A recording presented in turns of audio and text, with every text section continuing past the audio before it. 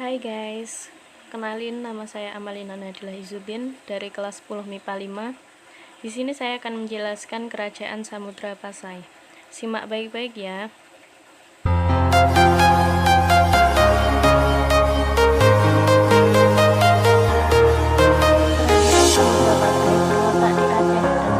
Kerajaan Islam pertama di Indonesia.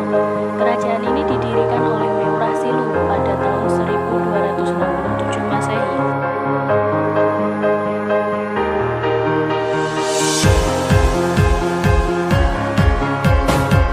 Seorang pengembara Muslim dari Maghribi, Mubattah, sempat mengunjungi Pasai tahun 1346 Masehi. Ia juga menceritakan bahwa ketika ia di Cina, ia melihat adanya kapal Sultan Pasai dari Cina. Memang ada sumber-sumber Cina yang menyebutkan bahwa utusan Pasai secara rutin datang ke Cina untuk menyewakan upeti.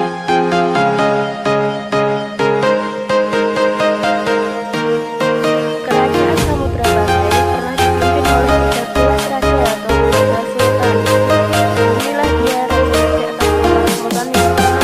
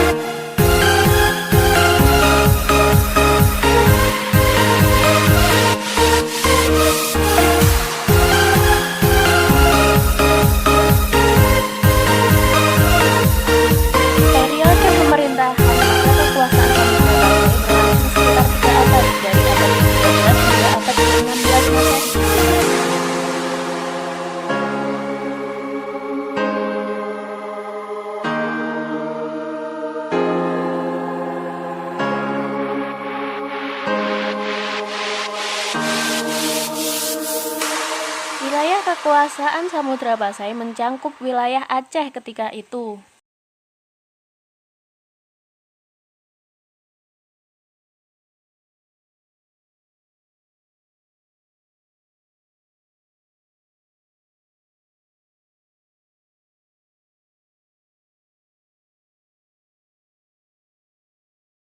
Struktur pemerintahan Kerajaan Samudra Pasai. Pimpinan tertinggi Kerajaan Samudra Pasai berada di tangan Sultan yang biasanya memerintah secara turun-temurun. Di samping terdapat seorang Sultan, terdapat pimpinan kerajaan, terdapat pula beberapa jabatan lain, seperti Menteri Besar, Perdana Menteri atau orang kaya besar, seorang bendahara, seorang komandan militer atau panglima angkatan laut yang lebih dikenal dengan gelar Laksamana, seorang sekretaris kerajaan, seorang kepala mahkamah agama, dan beberapa orang syah bandar yang mengepalai dan mengawasi perdagangan-perdagangan asing di kota-kota pelabuhan yang berada di bawah pengaruh kerajaan itu. Biasanya, para syah bandar ini juga menjabat sebagai penghubung antara sultan dan pedagang-pedagang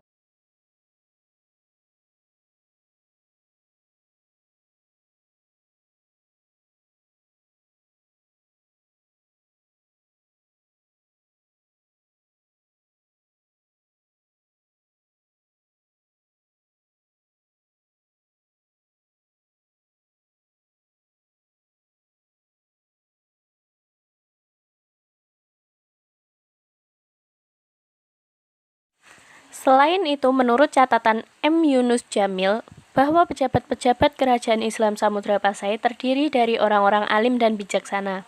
Adapun nama-nama dan jabatan-jabatan mereka adalah sebagai berikut. Pertama, ada Sri Kaya Sayyid Ghiyasuddin, nama yang disematkan untuk seorang Perdana Menteri.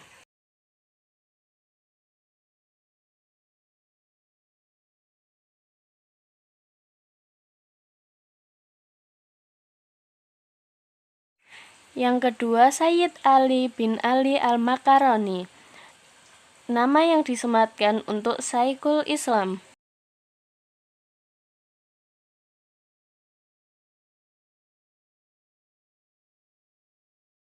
Yang ketiga, Bawakayu Ali Hisamuddin Al-Malabari, nama yang disematkan untuk Menteri Luar Negeri.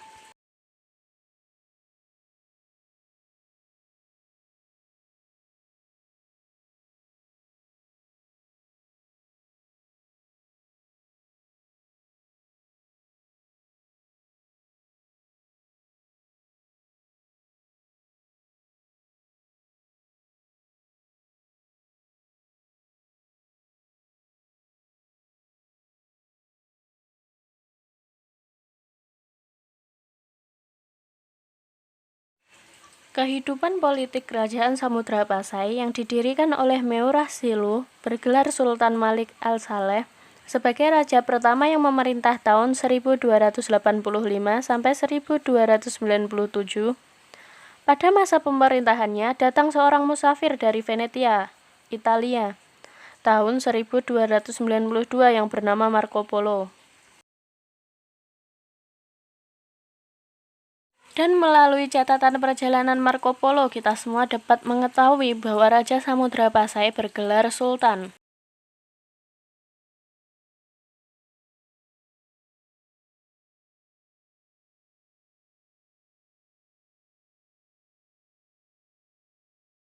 Setelah Sultan Malik Al-Saleh wafat, maka pemerintahannya digantikan oleh keturunannya, yaitu Sultan Muhammad yang bergelar Sultan Malik Al-Thohir I pada tahun 1297 sampai 1326. Pengganti dari Sultan Muhammad adalah Sultan Ahmad yang juga bergelar Sultan Malik Al-Thohir II pada tahun 1326 sampai 1348.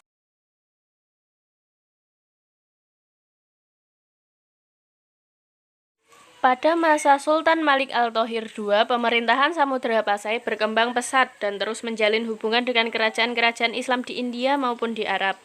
Bahkan melalui catatan kunjungan Ibnu Battuta, seorang utusan dari Sultan Delhi tahun 1345, dapat diketahui Samudra Pasai merupakan pelabuhan yang penting dan istananya disusun dan diatur secara India, dan patihnya bergelar Amin.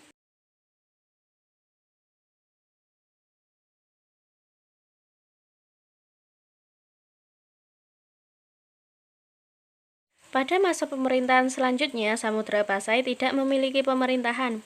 Pemerintahan Sultan Zainal Abidin yang juga bergelar Sultan Malik Al-Thohir III kurang begitu jelas.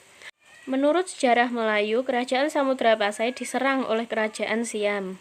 Dengan demikian, karena tidak adanya data sejarah yang lengkap, maka runtuhnya Samudra Pasai tidak diketahui secara jelas.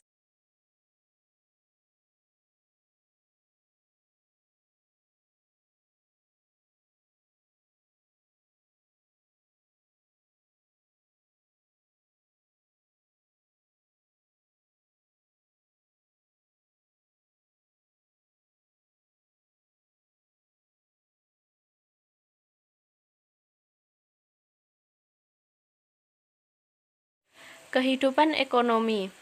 Dengan letak yang strategis, maka Samudra Pasai berkembang sebagai kerajaan maritim dan bandar transito. Dengan demikian, Samudra Pasai melaksanakan peran Sriwijaya di Selat Malaka. Kerajaan Samudra Pasai memiliki hegemoni atau pengaruh atas pelabuhan-pelabuhan penting di Pedie, Perlak, dan lain-lain. Samudra Pasai berkembang pesat pada masa pemerintahan Sultan Malik Al-Thohir II. Hal ini juga sesuai dengan keterangan Ibnu Battuta. Komoditi perdagangan dari samudra yang penting adalah lada, kapur barus, dan emas. Dan untuk kepentingan perdagangan sudah dikenal uang sebagai alat tukar, yaitu uang emas yang dinamakan durham atau dirham. Kehidupan sosial budaya. Telah disebutkan bahwa Samudra Pasai merupakan kerajaan besar, pusat perdagangan, dan perkembangan agama Islam. Sebagai kerajaan besar di kerajaan ini juga berkembang suatu kehidupan yang menghasilkan karya tulis yang baik. Sekelompok minoritas kreatif berhasil memanfaatkan huruf Arab yang dibawa oleh agama Islam untuk menulis karya mereka dalam bahasa Melayu. Inilah yang kemudian disebut sebagai bahasa Jawi dan hurufnya disebut Arab Jawi. Di antara karya tulis tersebut adalah Hikayat Rajai atau HRP. Bagian awal teks ini diperkirakan ditulis sekitar tahun 1360 Masehi. HRP menandai dimulainya perkembangan sastra Melayu klasik di bumi Nusantara. Bahasa Melayu tersebut kemudian juga digunakan oleh Syekh Abdurrauh Al-Singkili untuk menuliskan buku-bukunya. Sejalan dengan itu juga berkembang ilmu tasawuf. Di antara buku tasawuf yang diterjemahkan ke dalam bahasa Melayu adalah Duru Al-Manzum karya Maulana Abu Ishaq. Kitab ini diterjemahkan ke dalam bahasa Melayu oleh Makdum Batakan atas permintaan dari Sultan Malaka.